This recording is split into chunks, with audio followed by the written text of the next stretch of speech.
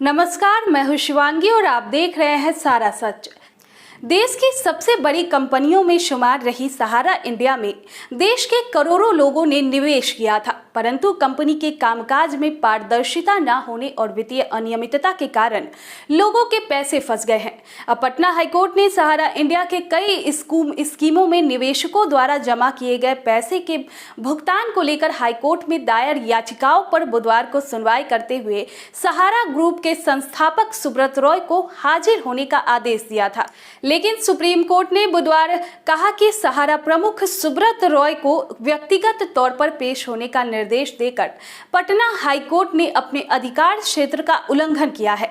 Supreme court ने कहा कि अन्य लोगों की अग्रिम जमानत याचिका की सुनवाई के दौरान इस तरह का आदेश जारी करके उच्च न्यायालय ने अपने अधिकार क्षेत्र की सीमा लांघी है। सुप्रीम कोर्ट ने कहा कि सुब्रत रॉय उस मामले में आरोपी नहीं थे जो पटना उच्च न्यायालय के समक्ष था।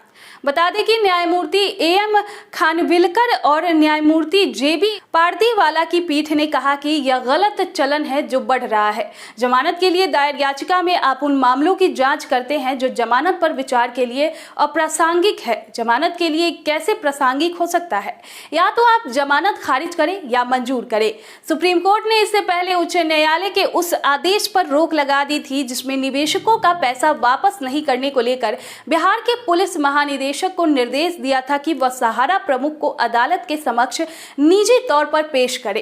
पीठ ने आज की सुनवाई के दौरान कहा कि उच्च न्यायालय को अन्य मुकदमों में इस तरह के आदेश पारित करने चाहिए थे, न कि दंड प्रक्रिया संहिता की धारा 438 के तहत अधिकार क्षेत्र का इस्तेमाल करते वक्त। सीआरपीसी की धारा 438 गिरफ्तारी की आशंका से बचने के लिए जमानत के निर्देश से संबंधित है।